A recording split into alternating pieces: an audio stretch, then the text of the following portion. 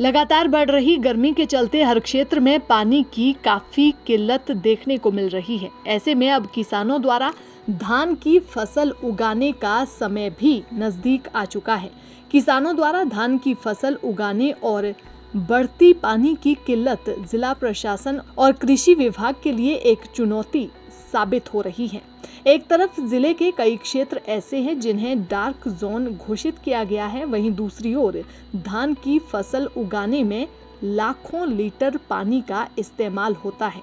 कृषि विभाग के एसडीओ डॉक्टर विनोद का कहना है कि लगातार बढ़ रही गर्मी ने अब तक के 60 सालों के इतिहास का रिकॉर्ड भी तोड़ दिया है। तापमान करीब 50 डिग्री पहुंच चुका है।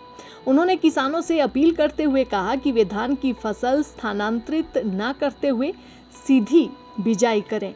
इससे करीब 40% पानी की बचत होगी और समय के साथ साथ पैसे की भी बचत होने की संभावना है। निश्चित रूप से अगर आजकल के मौसम को देखा जाए तो जो आजकल साधारणतः जो तापमान चला हुआ है वो लगभग 50 डिग्री से ऊपर चला हुआ है और ये सामान्य तापमान से लगभग 5 डिग्री ऊपर है। पिछले अगर लगभग 50-60 वर्षों का अगर इतिहास देखा जाए तो ये पहली बार मैं देख रहा हूँ कि जो हमारा लोकल तापमान है 50 डिग्री से ऊपर जा चुका है। गर्मी की वजह से, क्योंकि अब किसानों का धान लगाने का समय भी आ चुका है और किसान भाई भी धान लगाने की तैयारी भी कर रहे हैं। मैं आपकी सूचना के लिए बताना चाहूँगा कि धान में अगर हमें 1 किलो धान पैदा करना है तो लगभग उसके ऊपर 2000 से लेकर 4000 लीटर प्रति किलो धान पैदा करने में हमारी पानी की खपत होती है। इसलिए मैं लगातार देख रहा हूँ, क्योंकि हमारा जो क्षेत्र है जिसमें हमारे करनाल है, कुरुक्षेत्र है, अम्बाला है, कैथल जो जिले हैं, ये धान बहुल क्षेत्र हमारा कहा जाता है, जिसमें खरीफ के सीजन में मैक्सिमम हम किसान भाई जो है वो धान की खेती करते हैं। तो यहाँ जो हम मैक्सिमम जो हमारा अंडरग्राउंड जो वाटर है, जो भूमिगत जल है हमारा, हम उसी का इस्तेमाल करते हैं। और इस भूमिगत जल स्तर का इस्तेमाल करने के कारण पिछले कुछ वर्षों में ये देखने में आया है कि जो हमारा वाटर टेबल है, जो भूमिगत जल स्तर है हमारा, वो लगातार घटता जा रहा है।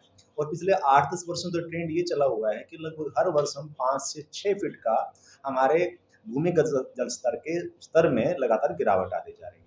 तो इसके लिए हमें एक बहुत ही महत्वपूर्ण योजना, और हम किसान भाइयों से अपील करते हैं कि वो जैसे अब धान पैदा करते हैं तो धान पैदा करने के साथ-साथ वो ऐसी तकनीकें अपनाएँ जिससे पानी की बचत भी की जा सके और खेती की एक उत्तम पैदावार प्राप्त की जा सके।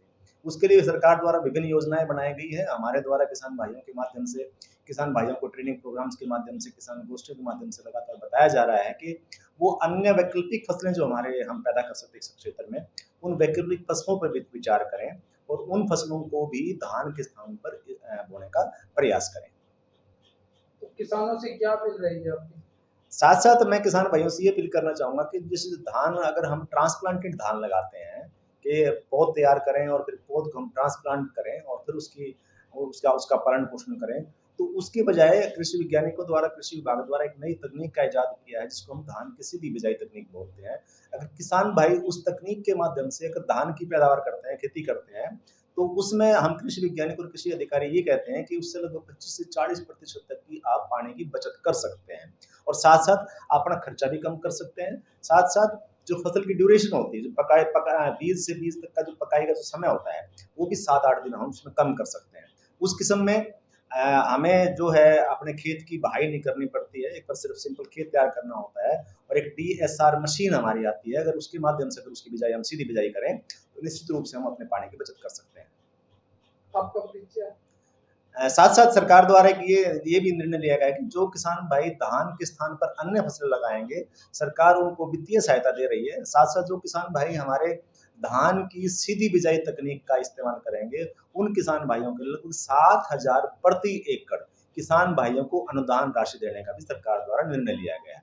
पिछले वर्ष हमारे प्रदेश के अंदर लगभग 50,000 एकड़ के आसपास धान को इस विधि से लगाया गया था और इस वर्ष सरकार ने निर्णय लिया है कि हम इस क्षेत्र को लगभग 2 लाख एकड़ तक बढ़ाने का प्रयास करेंगे और सरकार द्वारा इस स्कीम के तहत किसान भाइयों को पूर्ण रूप से जागरूक किया जा चुका है, किया जा रहा है और किसान भाई भी लगातार इस तकनीक को अपना रहे हैं और निश्चित रूप से किसान भाई इस तकनीक को अपनाने के बाद पानी के जो हमारा बहुत महत्वपूर्ण जो हमारा एक आदान है, जो प्रकृति द्वारा हमें दिया गया है, उसका हम बचाव भी कर सकते हैं, उसका संरक्षण भी कर सकते हैं और उसका संवर्धन भी कर सकते हैं।